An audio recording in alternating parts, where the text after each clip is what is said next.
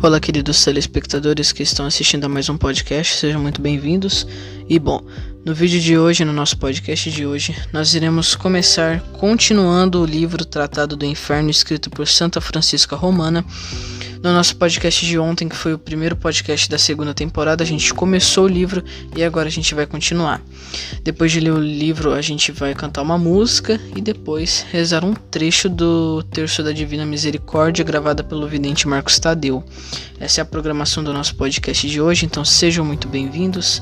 Se inscreva no nosso canal, deixe o like, compartilhe com seus amigos também. Vou deixar na descrição do vídeo o site, o link para o aplicativo Apparitions Plus 2 do vidente Marcos Tadeu. Nele você consegue ver as transmissões que ele faz todos os sábados às 4 da tarde e todos os domingos às 10 da manhã, além dele fazer a rádio dele todos os dias. Vou deixar também, se você não quiser baixar o aplicativo, você pode também usar o site, que é o Apparitions TV, o link também está na descrição. O site tem a mesma funcionalidade do aplicativo, a única diferença é que ele é um site que você acessa no Google. Vou deixar também o site do Presente Divino, a loja virtual do vidente Marcos Tadeu, onde ele vende os terços, os CDs, os DVDs, as imagens, etc. Vou deixar também o blog do vidente Marcos Tadeu, onde tem os testemunhos das graças que as pessoas receberam através das orações do vidente Marcos Tadeu. E também vou deixar por último o canal do YouTube dele, onde ele faz transmissões todos os dias às 6 da tarde, rezando o terço. Então é isso, pessoal. Vamos começar agora com a leitura do livro, para nós começarmos o nosso podcast.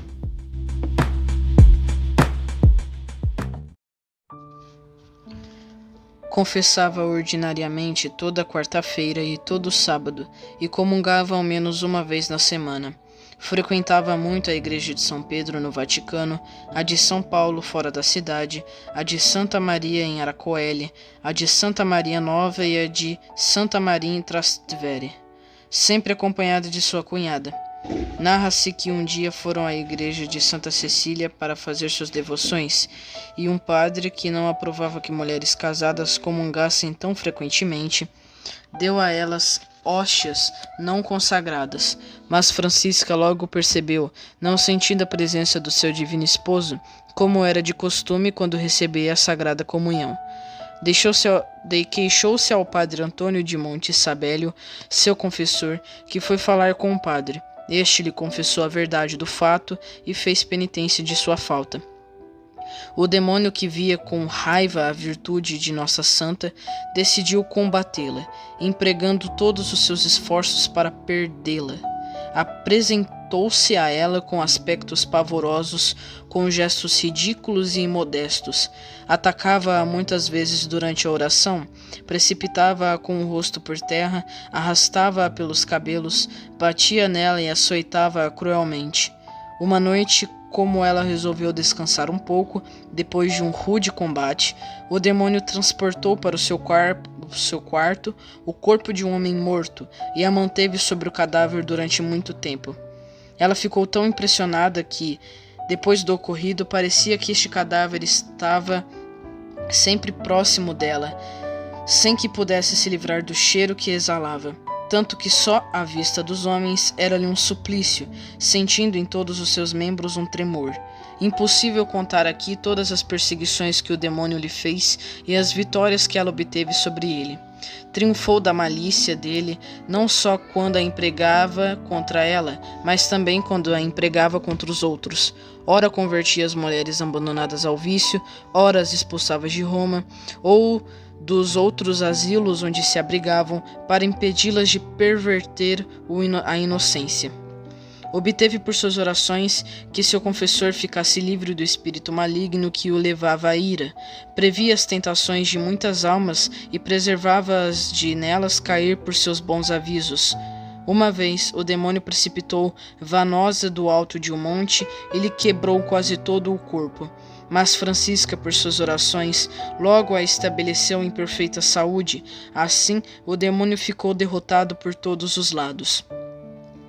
Desde que se associou à piedosa Vanosa, sua cunhada, não fazia nada senão junto com ela. Um dia Deus mostrou-lhe por um milagre como esta santa união lhe era agradável. Estavam elas em um lugar retirado de um jardim, à sombra de uma árvore, para deliberar juntas sobre os meios de deixar o mundo. Caíram aos pés delas peras extremamente lindas e de muito bom sabor. Embora estivessem na primavera, as duas mulheres trouxeram as peras, cada uma ao seu marido, para, por este prodígio, fortalecê-los na vontade de servir a Deus e dar a elas liberdade de fazer o mesmo. Em 1425, Nossa Santa empreendeu em erigir uma congregação de moças e viúvas que se dedicassem perfeitamente à piedade e à devoção. Sobre a regra de São Bento, ela ficou assegurada neste piedoso projeto por várias visões celestes, onde lhe apareceram São Pedro e São Paulo, São Bento e Santa Madalena, que lhe prescreveram regras para as suas religiosas.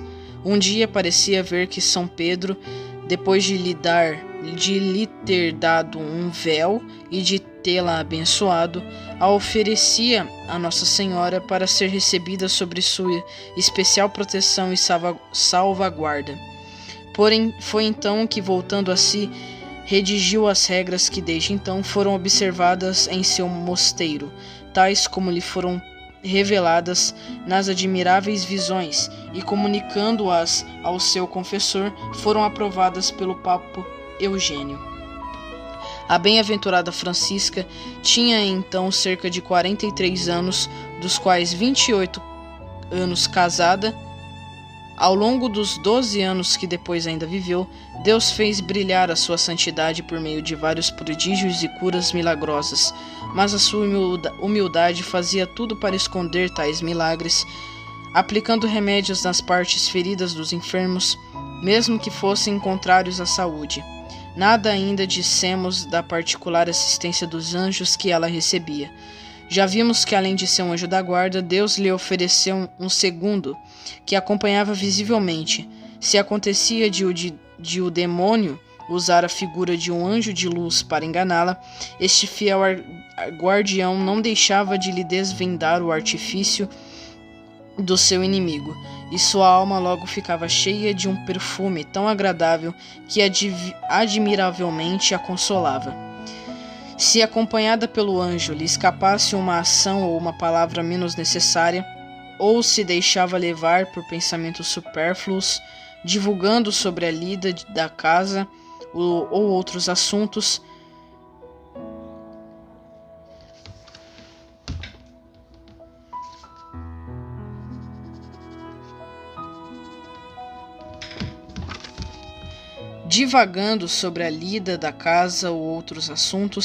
este espírito celeste, testemunha contínua de sua vida, se ocultava e, pela sua ausência, a obrigava a se recolher e a reconhecer sua falta. Daí vem que a santa é representada ao lado de um anjo que lhe serve de guia e de governante. A morte, que não poupa ninguém, tendo levado seu marido em 1436, ajeitou as coisas em pouco tempo, e desfazendo de seus bens em favor de seus filhos que ainda estavam vivos, se retirou para o mosteiro que havia fundado. Ali, prostrando-se por terra, com uma corda ao pescoço e com lágrimas nos olhos, suplicou com humildade às religiosas, de quem era mãe espiritual em Jesus Cristo, que a recebessem no mosteiro na qualidade de pequena serva, o que elas atenderam com toda a alegria que se pode imaginar. Pouco depois foi eleita superior, apesar de toda repugnância.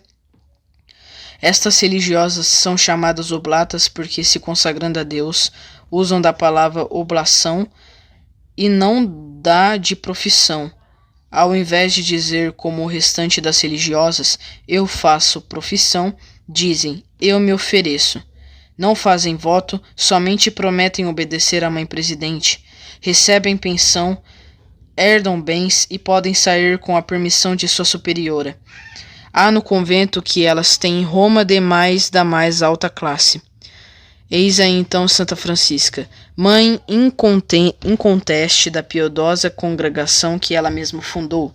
Levou a comunidade a uma perfeição tal que podemos dizer que imprimiu ali a ideia mais perfeita da vida religiosa.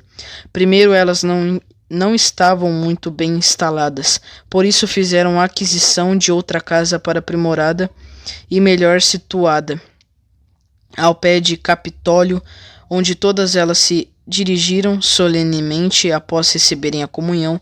Esta casa passou a chamar Torre do Espelho, por causa de uma torre que se encontra no mesmo lugar, que foi ornada de algum relevo parecido com espelhos. Deus continuou e até aumentou os favores que concedia à santa, e fez por intermédio dela muitos milagres que constam na bula da canonização. Curou uma criança de 5 anos do mal epilético, impondo-lhe a mão sobre a cabeça. Do mesmo modo, curou outra de uma fratura. Curou vários outros doentes somente pela imposição das mãos. Uma mulher chamada Ângela, que tinha um braço paralisado pela gota, encontrada a santa pelo caminho, implorou a sua ajuda e na mesma hora recobrou a saúde.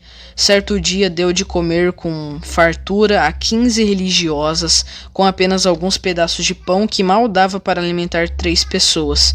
E, no entanto, ainda sobrou um cesto cheio de pão.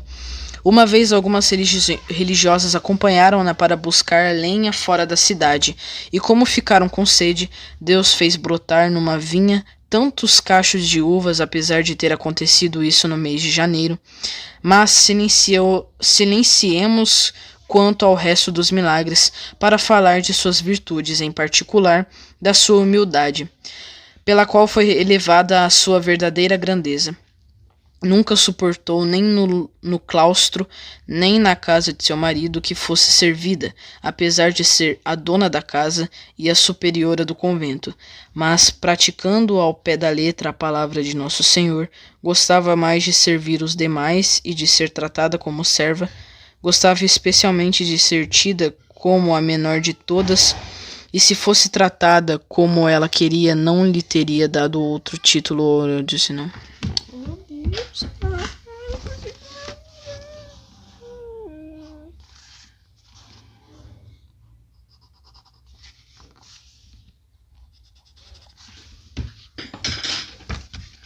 Gostava especialmente de ser tida como a menor de todas, e, se fosse tratada como ela queria, não lhe teria dado outro título honorífico senão o de pecadora, vaso de impureza, mulher vil e miserável.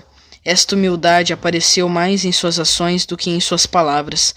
Certa vez foi encontrada voltando da vinha, que ficava fora da periferia, com um feixe de sarmentos sobre a cabeça e conduzindo diante dela um burro carregado, que empregava ao serviço dos pobres. Mostrava-se por aí que nada é difícil para a caridade. Quando esta virtude nos faz agir, somos capazes de pisar aos pés o respeito humano, mesmo o que parece mais razoável. No sofrimento, sua paciência era invencível. Quando seu marido foi exilado, seus bens confiscados e sua casa arruinada, durante as perturbações que sucederam à invasão de Roma por Ladislas, rei de Nápoles, e durante o grande cisma que dilacerou a igreja durante a pontificação de João, em 1413, nunca disse outra coisa senão as belas palavras de Jó: o Senhor o deu, o Senhor o tirou. Bendito seja o nome do Senhor. Tinha uma grande devoção para com o Santíssimo Sacramento do altar. Em sua presença, elevava-se a Deus com tanto fervor que permanecia muito tempo imóvel, completamente arrebatada em espírito. Quanto à paixão de Nosso Senhor, meditava-a com tanta ternura que derramava abundantes lágrimas e até sofria realmente nas partes do seu corpo que correspondiam às chagas de Jesus. Como diz expressamente a bula de sua canonização, enfim, Deus quis encerrar uma vida tão santa com uma morte feliz. Então é isso, pessoal. A gente termina a nossa leitura de hoje por aqui. Espero que vocês tenham gostado. No nosso podcast de amanhã nós continuaremos o livro. Agora nós iremos rezar um trecho do Terço da Misericórdia, certo? Na loja oficial do Vidente Marcos Tadeu Presente Divino tem muitos terços da Misericórdia, então se vocês quiserem adquirirem, tem. o link na descrição, certo? Então vamos rezar agora o Terço da Misericórdia e depois terminaremos com uma música.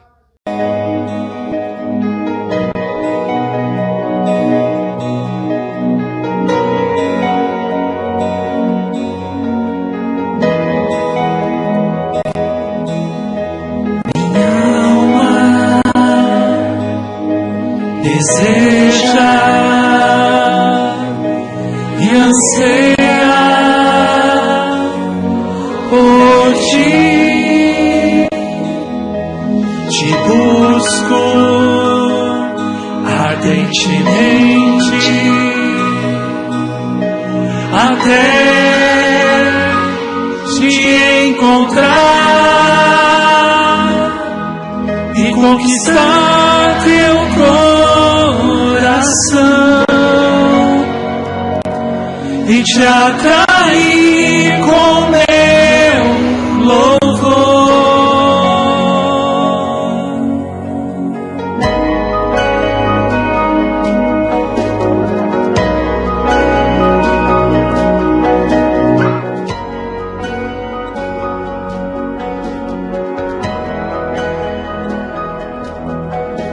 Mais perto,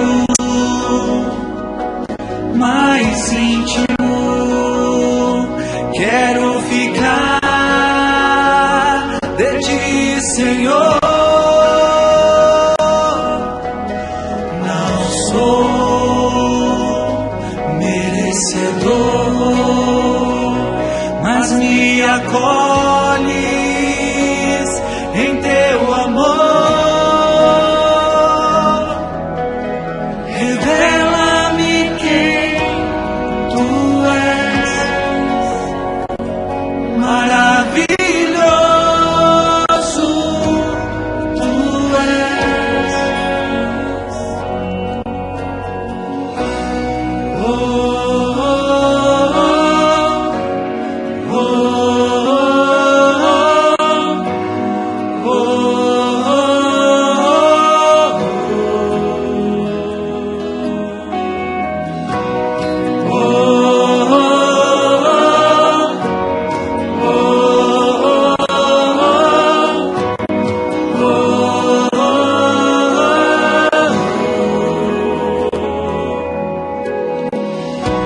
só quero teus sonhos, só quero a ti.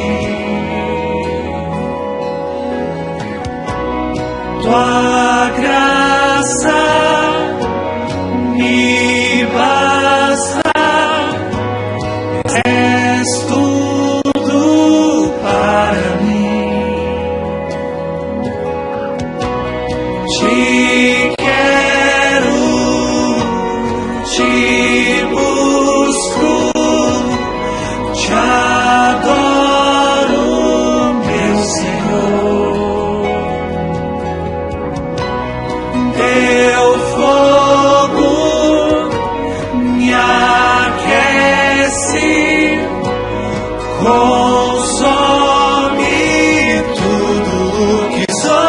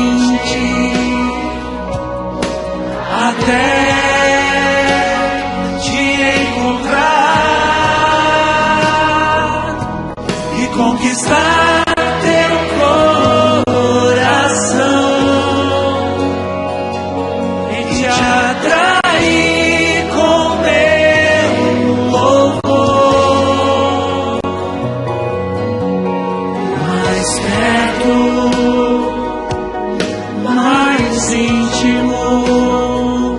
Quero ficar perto de ti, Senhor.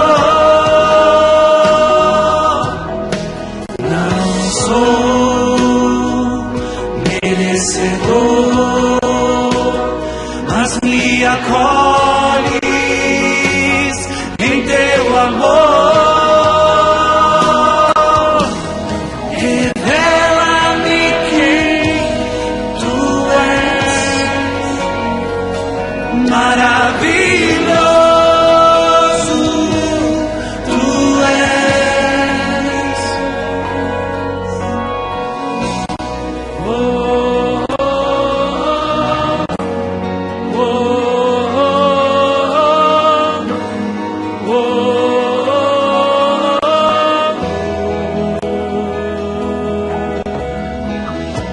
Só quero teus sonhos, só quero a ti. Tua graça me basta, és tudo para mim. Te quero, te busco, te adoro, meu Senhor. Teu fogo me aquece, consome tudo que sou.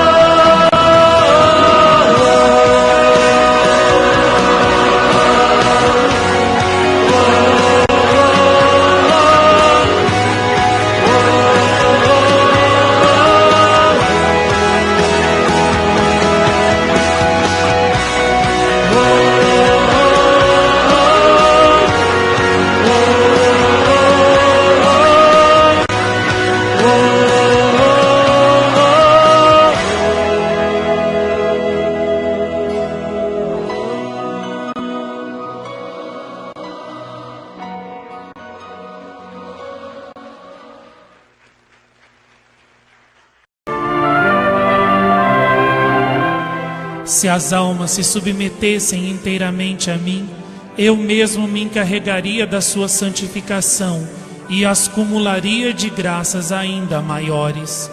Existem almas que arruinam os meus esforços, mas não desanimo.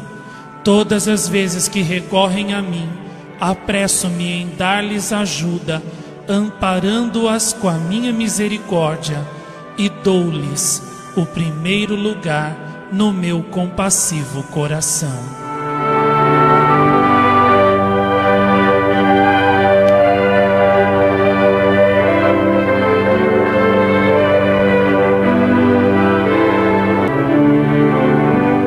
Escreve para as minhas almas que a minha delícia é vir aos seus corações.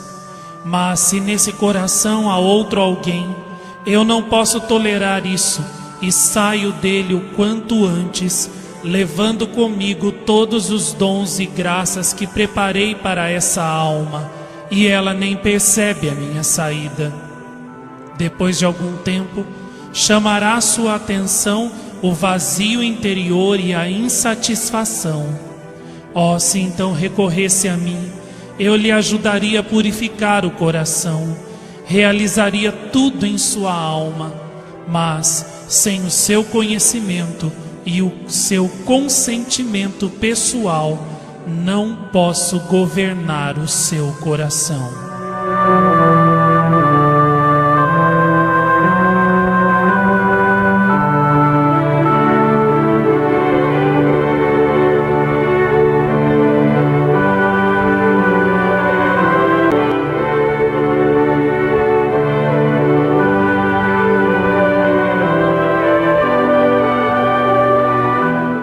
Existem almas nas quais não posso fazer nada. São almas que observam incessantemente os outros e não sabem o que se passa em seu próprio interior. Falam incessantemente dos outros, até na hora do silêncio estrito que é destinado ao diálogo comigo. Pobres almas, não ouvem as minhas palavras. Seu interior permanece vazio. Não me procuram no interior do próprio coração, mas na tagarelice, onde nunca estou. Sentem o seu vazio e, no entanto, não reconhecem a própria culpa, e as almas em que eu reino em toda a plenitude são para elas um contínuo remorso de consciência. Em vez de se corrigirem, o coração delas enche-se de inveja, e se não voltam à razão, afundam-se cada vez mais. O coração, até agora invejoso, começa a odiar, e encontram-se já próximas do precipício. Invejam os dons que concedo às outras almas, e elas mesmas não querem e não sabem aceitá-los.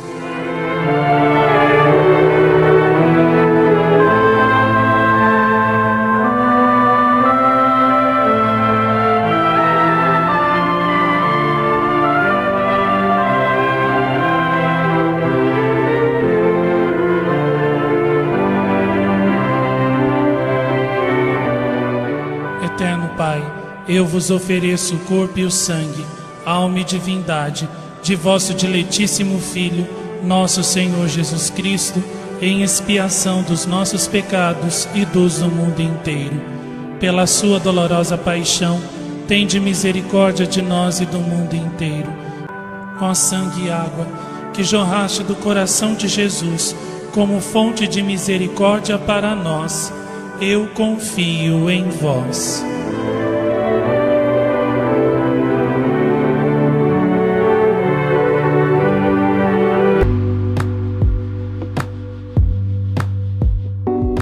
Então é isso, pessoal, esse foi o Terço da Misericórdia. Agora nós iremos terminar o nosso podcast com uma música. Então eu espero vocês no nosso podcast de amanhã, se Deus quiser. Salve Maria.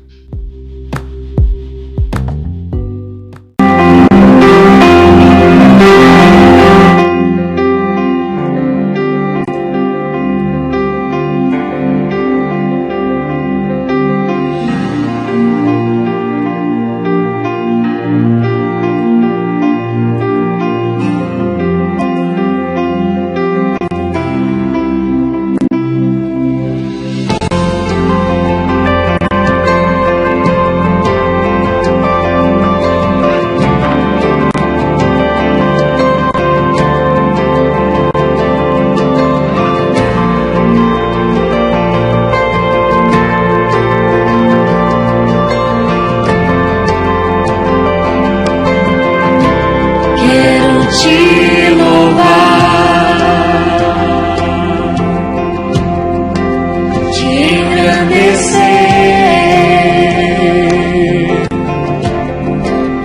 e proclamar tua vitória em mim, ser todo teu. É o meu prazer.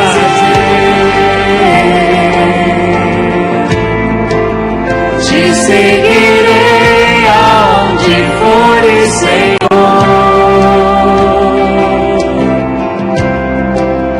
Tu és o centro da minha vida, és a razão da minha alegria. Não quero tirar os meus olhos de ti. Quero que sejas o centro, Senhor, da minha vida.